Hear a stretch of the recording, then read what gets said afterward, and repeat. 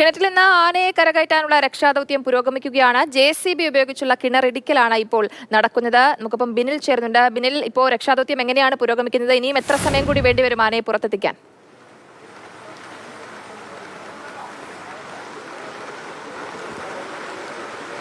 ജയലക്ഷ്മി, രക്ഷാദൌത്യം അതിൻ്റെ അവസാന ഘട്ടത്തിലേക്ക് കടക്കുകയാണ്. പല പ്രതിസന്ധികളും ഉണ്ടാകുന്നുണ്ട്. പ്രത്യേകിച്ച് ഇപ്പോൾ നല്ല മഴയാണ് ഈ കോട്ടപ്പടിയിലുള്ളത്. നേരത്തെ ഒരു ഘട്ടത്തിൽ ഈ രക്ഷാദൌത്യം മുന്നോട്ട് പോയപ്പോഴാണ് കോതമംഗലം MLA ആന്റണി ജോൺ എത്തി ഈ ജോലികൾ നിർത്തിവെക്കാൻ ആവശ്യപ്പെട്ടത്.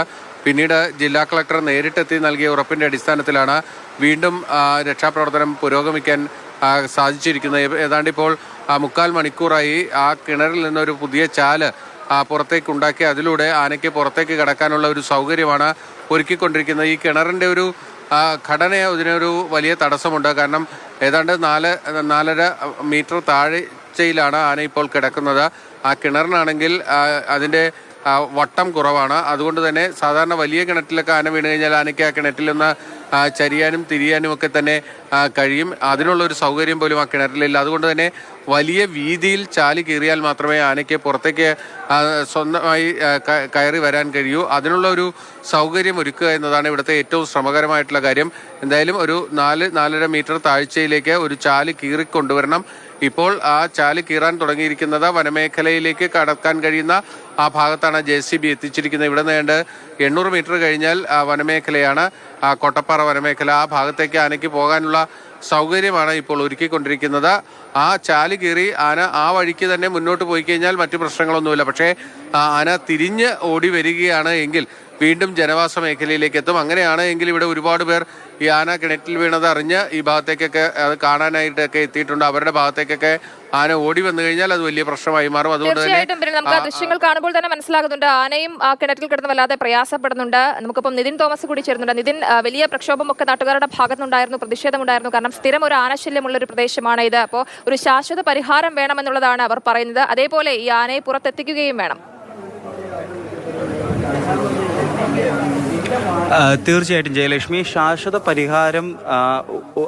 പരിഹാരത്തിന് ഒരു ഉറപ്പ് നൽകിയെങ്കിൽ മാത്രമേ ആനയെ കയറ്റാൻ സാധിക്കുള്ളൂ എന്നൊരു ആവശ്യത്തിന്മേലാണ് MLAയുടെ നേതൃത്വത്തിൽ ജനങ്ങൾ ഇവിടെ പ്രക്ഷോഭം നടത്തിയത്.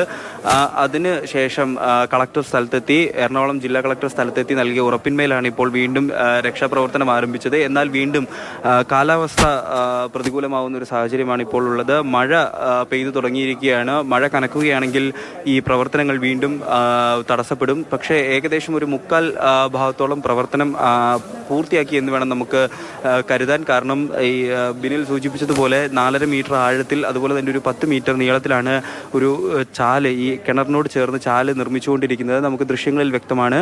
ആ ചാല് നിർമ്മിച്ച് അതിൽ നിന്നും ആ കിണർ ഇടിച്ചതിന് ശേഷം വേണം ഈ ആനയ്ക്ക് തന്നെത്താൻ ഈ ചാല് വഴി ഓടി മാറാനായിട്ട്. പക്ഷേ ഈ ഓടി വരുമ്പോൾ നേരെ മുന്നിൽ JCB ആയിരിക്കും.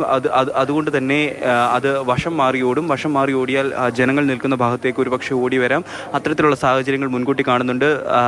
147 പ്രഖ്യാപിച്ചിരുന്നു. 147 പ്രഖ്യാപിച്ച ജനങ്ങളെ പല ഭാഗത്തേക്കും മാറ്റി നിർത്തുന്ന ഒരു സാഹചര്യം ഉണ്ടായിരുന്നു. ശരി നിതിൻ, എന്തായാലും വളരെ ശ്രമകരമായിട്ടുള്ള ഒരു ദൗത്യമാണ് അവിടെ നടക്കുന്നത്. ആനയെ കരയ്ക്ക് കയറ്റേണ്ടതുണ്ട്. ഒരു ചാല് വെട്ടി അതിലൂടെ ആനയെ കയറ്റാനുള്ള ശ്രമമാണ് നടക്കുന്നത്. പക്ഷേ ധാരാളം പ്രതിസന്ധിയും അവിടെ നിൽക്കുന്നുണ്ട്. പ്രദേശത്ത് വലിയ ആശങ്കയും ഉണ്ടായിരുന്നത് ഒരു ആനശല്യമുള്ള പ്രദേശമാണ്. എന്തായാലും ഇപ്പോൾ രക്ഷാദൗത്യം പുരോഗമിച്ചുകൊണ്ടിരിക്കുകയാണ്. ബിനിലും നിതിൻ തോമസുമായിരുന്നു നമുക്കൊപ്പം ഉണ്ടായിരുന്നത്.